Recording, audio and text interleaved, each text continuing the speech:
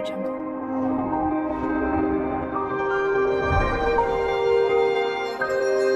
Audio Jungle. Rasulullah SAW bersabda, "Man shalla al-fajr fi jama'ah fahuwa fi dhimmatillah." Barang siapa yang salat subuh berjamaah, dia masuk dalam lindungan Allah. Selamat dari kecelakaan, selamat dari keburukan, selamat dari bahaya, selamat dari godaan syaitan, selamat dari godaan jin, dan selalu dalam lindungan Allah Subhanahu wa taala. Hanya syaratnya melaksanakan salat subuh berjamaah. Bahkan berita gembira dari Rasulullah sallallahu alaihi wasallam, "Basyirul masya'ina fi adh-dhulami ila al-masajid bin nuri tam yaum al-qiyamah." Berilah berita gembira bagi orang yang suka datang ke masjid di saat gelap untuk melaksanakan salat, akan Allah ganti dengan cahaya yang sempurna di hari kiamat. Dan ahli subuh yang mencintai subuh, yang mencintai salat subuh, pasti dijamin dia selamat dari kematian buruk dan kematian mendadak, dan dijamin insyaAllah husnul khatimah. Keberkahannya luar biasa salat subuh. Kenapa begitu luar biasa berkahnya? Karena salat subuh itu menjadi salat yang cukup berat, bahkan paling berat bagi orang munafik. Salat yang paling berat bagi orang munafik salat subuh. Berat. Untuk bangun, tambah tidur yang hangat, suasana yang sedang dingin dan segar anginnya, tapi kita mau datang ke masjid berlangkah-langkah, gelap lagi. Ini membutuhkan tenaga yang luar biasa, membutuhkan tekad yang luar biasa. Bukan karena kesempurnaan iman. Di antara sholat yang paling utama adalah sholat fardu 17 rakaat, dan keutamaannya adalah dilakukan sholat tepat pada waktunya, as-sholatu ala waktiha, berjamaah, karena jamaah itu 27 kali lipat. Dan di masjid ini menjadi luar biasa, karena setiap orang ke masjid satu langkah menggugurkan dosa, langkah yang lain mengangkat derajatnya. Harusnya umat Islam terutama yang lelaki ini dengan masjid seperti ikan dengan air, tidak bisa terpisah. Dan di antara sholat berjamaah yang paling top itu adalah sholat subuh berjamaah. Berikut ini adalah keutamaan sholat subuh berjamaah berdasarkan hadis Rasulullah SAW. 1. Orang yang sholat subuh berjamaah sangat berpeluang hidupnya mendapatkan banyak keberkahan dari Allah. Berdasarkan hadis dari Abu Daud, Tirmizi, dan Ibnu Majah, "Ya Allah, berkahilah umatku pada waktu paginya." Jadi pagi hari ini Allah memberikan keberkahan khusus. Kemudian 2, akan mendapatkan cahaya sempurna di hari kiamat. Dari Buraidah Al-Aslami radhiyallahu anhu, Nabi SAW bersabda, "Sampaikan berita gembira kepada orang-orang yang berjalan pada saat gelap menuju masjid dengan cahaya yang sempurna pada hari kiamat." Hadis riwayat Abu Daud dan Tirmizi. Jadi orang-orang yang biasa dalam subuh menuju masjid itu, kita kan suatu saat akan menghadapi akhir dari kehidupan ini. Dan mereka itu nanti salah satu cirinya diberikan cahaya. Lalu barang siapa yang melakukan sholat isya berjamaah, hadis riwayat Muslim dari Utsman bin Affan radhiyallahu anhu, barang siapa yang melakukan sholat isya berjamaah, maka dia sama seperti manusia yang melakukan sholat setengah malam. Itu kalau isya berjamaah. Barang siapa yang melakukan sholat subuh berjamaah, maka dia sama seperti manusia yang melakukan sholat malam sepanjang waktu malam. Hadis riwayat Muslim. Jadi orang yang sholat subuh berjamaah itu dianggap sepanjang malam itu seperti sholat malam terus menerus. Saat orang terdekat dengan Allah adalah saat sujud. Makanya orang yang sholat subuh jamaah akan sangat banyak pertolongan Allah. Karena dalam sholat itu ada doa yang super sekali, yang sangat komplit. Rabbighfirli, jadi ampunan Allah, warhamni, curahan kasih sayang Allah. Jadi orang yang banyak sholatnya ini diampuni dosanya, dirahmati Allah. Wajburni, dicukupi keperluan lahir batinnya. Warfa'ni, diangkat derajatnya. Warzukni, Allah jamin rezeki yang halal barokah. Wahdini, hidupnya dituntun, pikirannya, lisannya, sikapnya, sehingga dia tertuntun dengan baik menghadapi kehidupan ini, seperti ada yang memandu. Wa'afini, sehat yang bisa jadi taat, jadi diberi sehat, tapi juga sehatnya itu bisa membuat taat. Dan wa'fu anni, wa'fu anni ini, al-afu ini seperti pohon yang dicabut sampai ke akar-akarnya, jadi dosanya tuh enggak berbekas sampai di akhirat oleh Allah. Ada Rabbighfirli, ditutup sehingga tidak bahaya bagi dunia akhirat, tapi wa'fu anni dicabut sampai ke akar-akarnya. Jadi kalau saudara ingin banyak dibersihkan aib, itu memang harus banyak sholat. Sepanjang malam dianggap sholat terus menerus. Sehingga kalau kita meninggal malam hari, mudah-mudahan kita termasuk orang yang meninggal seperti dalam keadaan sholat. Itu kalau ahli sholat subuh jamaah sepanjang malam, walaupun kita tidur, kita dianggap sholat pahalanya. Lalu yang keempat, orang yang sholat subuh itu berada dalam jaminan Allah Subhanahu wa taala. Hadis riwayat Muslim. Barang siapa yang melaksanakan sholat subuh, maka dia berada dalam jaminan Allah. Maka jangan sampai Allah menuntut kalian sesuatu apapun pada jaminannya. Karena barang siapa yang dia tuntut pada jaminannya, pasti dia akan mendapatkannya. Kemudian dia telungkupkan wajahnya. Nah ini nauzubillah, yang tidak mendapat jaminan Allah akan ditelungkupkan nauzubillah pada neraka jahanam, nauzubillah min dzalik. Yang kelima, dibebaskan dari sifat munafik. Jadi kalau kita istiqomah sholat subuh jamaah, isya dan subuh terutama, itu yang paling berat ya. Hadisnya ini hadis riwayat Bukhari dan Muslim. Tidak ada sholat yang lebih berat dilaksanakan bagi orang munafik selain daripada sholat subuh dan isya. Jadi memang orang-orang yang punya sifat nifak itu berat sekali untuk melaksanakan sholat isya dan subuh. Barang siapa yang mengetahui, seandainya mereka tahu keutamaan yang terdapat di dalamnya, niscaya mereka akan melakukannya kendati dengan merangkak.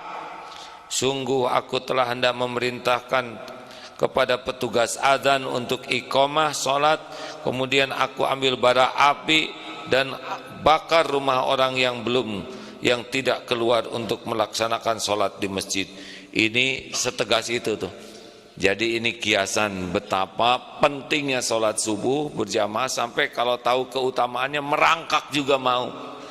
Dan Rasul mau bakar aja itu, dalam tanda kutip ya, tidak pernah terjadi Rasulullah membakar rumah yang tidak ke masjid, tapi betapa ruginya orang-orang yang tidak ke masjid. Salat subuh yang keenam dipersaksikan oleh malaikat. Hadis riwayat Bukhari Muslim. Malaikat bergantian melihat kalian pada siang dan malam. Para malaikat itu bertemu di salat subuh dan salat asar. Mereka kemudian yang bermalam dengan kalian naik ke langit dan ditanya oleh Allah Rabb mereka, Dia lebih tahu keadaan hamba-hambanya, Allah lebih tahu bagaimana kondisi hambaku ketika engkau tinggalkan. Para malaikat menjawab, kami meninggalkan mereka dalam keadaan sholat dan kami mendatangi mereka dalam keadaan sholat. Jadi Allah maha tahu apa yang kita lakukan, tapi Allah perintahkan malaikat untuk melakukan, tidak mengurangi kemampuan Allah ya, tapi ini menunjukkan kemahabesaran Allah atas segalanya. Yang ketujuh, orang yang mendapatkan pahala haji dan umroh secara sempurna.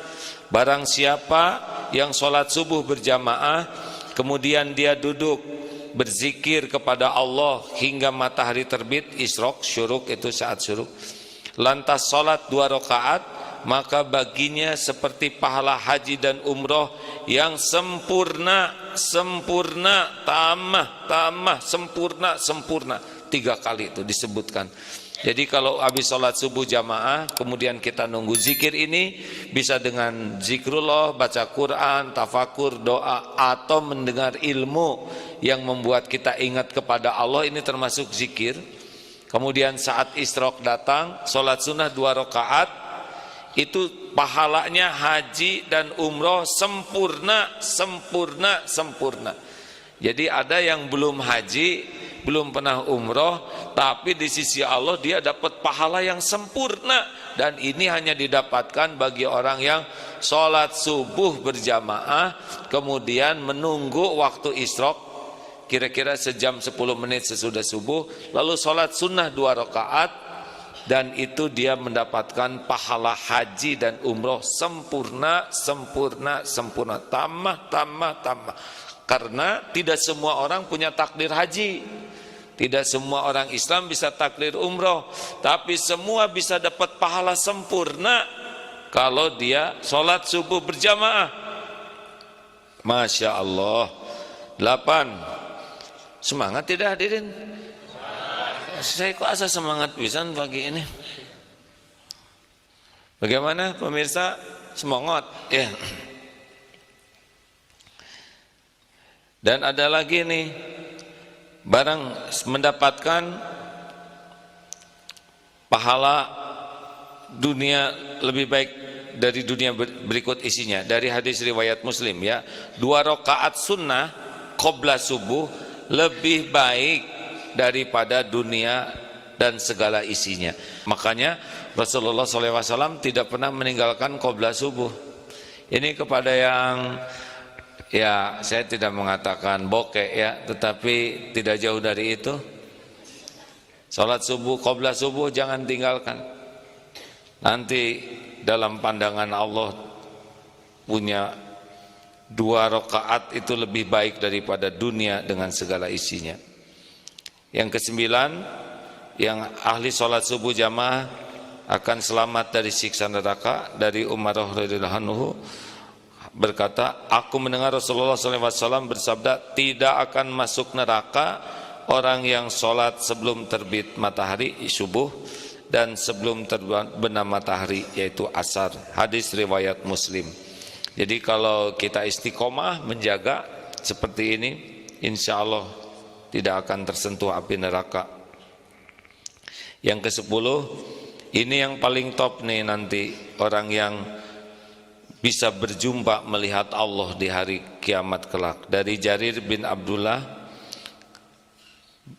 kami pernah duduk bersama Rasulullah SAW, kemudian beliau melihat ke bulan di malam purnama itu. Jadi ini malam-malam ada bulan purnama dan para sahabat sedang duduk bersama Rasul.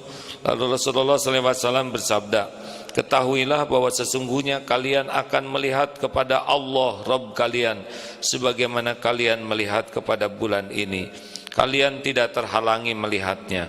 Bila kalian mampu untuk tidak meninggalkan sholat sebelum matahari terbit dan sebelum terbenamnya, maka lakukanlah.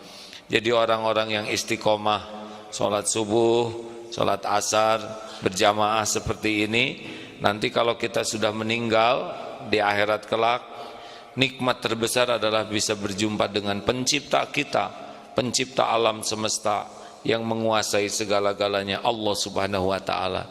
Dan ini diberikan kepada orang yang istiqomah. Nah, hadirin sekalian, ayo semua pendengar, penyimak saling mengingatkan satu sama lain. Mau apa? Nih, sengaja sholat subuh jamaah ini kan kita belum aktivitas. Sebelum kita melihat buku pelajaran, kita lihat Quran dulu. Sebelum kita memikirkan urusan dunia, kita memikirkan Allah Subhanahu wa taala, menafakurinya.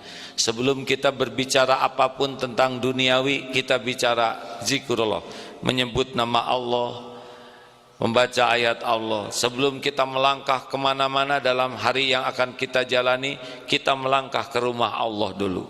Kenapa? Karena hari yang kita jalani semuanya ada dalam kekuasaan Allah.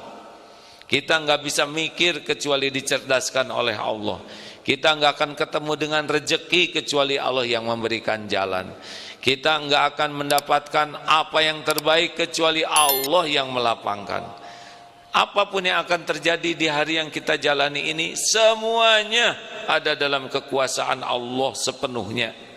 Makanya kita ngadepin hari tapi tidak meminta kepada pemilik hari. Kita akan menghadapi aneka bahaya, tidak berlindung kepada penguasa semua bahaya, rugi. Nah, mudah-mudahan informasi ini menyemangati semua pihak untuk berjamaah. Dalam Quran Surah Al-Isra ayat 78, Allah Subhanahu wa Ta'ala sudah berfirman, "Dirikanlah sholat dari sesudah matahari tergelincir sampai gelapnya malam, dan dirikanlah pula sholat subuh. Sesungguhnya sholat subuh itu disaksikan oleh malaikat." Dari ayat tersebut sudah bisa kita ketahui bahwa ada keutamaan yang sangat banyak bagi mukmin yang mau mengerjakan sholat subuh, apalagi jika berjamaah. Karena pada masa Rasulullah SAW, sholat subuh berjamaah dijadikan sebagai indikator kemunafikan dari seseorang. Maksudnya adalah apabila ada seorang mukmin, terutama laki-laki yang tidak mengerjakan sholat subuh berjamaah, maka bisa dikatakan sebagai seorang yang munafik. Karena sholat subuh berjamaah sangatlah banyak keutamaannya.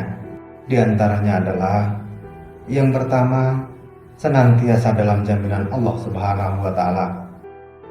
Rasulullah SAW pernah bersabda, "Barang siapa yang sholat subuh, maka dia berada dalam jaminan Allah." Oleh karena itu, jangan sampai Allah menuntut sesuatu kepada kalian dari jaminannya. Karena siapa yang Allah menuntutnya dengan sesuatu dari jaminannya, maka Allah pasti akan menemukannya dan akan menelungkupkannya di atas wajahnya dalam neraka jahanam. Hadis riwayat Muslim. Dari hadis tersebut bisa kita simpulkan bahwa Allah akan menjamin bagi hambanya yang mengerjakan sholat subuh berjamaah. Dan apabila mukmin terlelap dalam tidurnya sampai meninggalkan sholat subuh dengan sengaja, maka Allah akan menelungkupkan wajah orang tersebut ke dalam neraka jahanam. Na'udzubillah. Lalu keutamaan yang kedua adalah pahalanya dihitung seperti sholat semalam penuh. Rasulullah SAW pernah bersabda, "Barang siapa yang sholat isya berjamaah, maka seolah-olah dia telah sholat malam selama separuh malam. Dan barang siapa yang sholat subuh berjamaah, maka seolah-olah dia telah sholat seluruh malamnya." Hadis riwayat Muslim. Di era sekarang, mungkin sangat jarang kita temukan ada seorang mukmin yang mampu mengerjakan sholat semalaman penuh. Namun apabila kita mau mengerjakan sholat subuh berjamaah, insya Allah Subhanahu wa Ta'ala akan memberikan kita ganjaran seperti sholat semalam penuh. Lalu keutamaan yang ketiga adalah disaksikan oleh para malaikat. Dalam sebuah hadis yang diriwayatkan oleh Abu Hurairah radhiyallahu an, Nabi SAW pernah bersabda, "Malaikat bergantian melihat kalian pada siang dan malam. Para malaikat itu bertemu di sholat subuh dan sholat asar. Kemudian yang bermalam dengan kalian naik ke langit dan ditanya oleh Rabb mereka, dan dia lebih tahu keadaan hamba-hambanya. Bagaimana kondisi hamba-hambaku ketika kalian tinggalkan?" Para malaikat menjawab, "Kami meninggalkan mereka dalam keadaan sholat, dan juga kami mendatangi mereka dalam keadaan sholat." Hadis riwayat Bukhari dan Muslim. Lalu keutamaan yang keempat adalah menyelamatkan pelakunya dari siksa api neraka.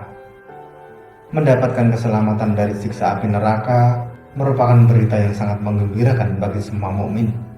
Karena kita semua tahu betapa mengerikannya gambaran neraka yang sudah Allah jelaskan dalam Al-Quran maupun hadis. Oleh sebab itu, dengan mengerjakan sholat subuh yang sempurna atau berjamaah, insya Allah hal itu bisa menyelamatkan kita dari kengerian siksa api neraka tersebut.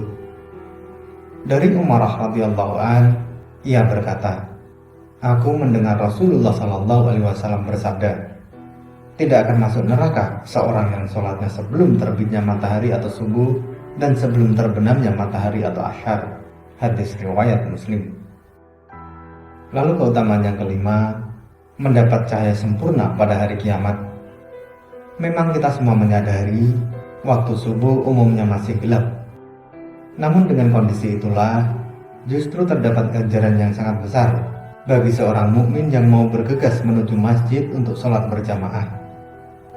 Dari Buraidah al-Aslami radhiyallahu an, Rasulullah SAW pernah bersabda, sampaikanlah berita gembira kepada orang-orang yang berjalan pada saat gelap menuju masjid dengan cahaya yang sempurna pada hari kiamat.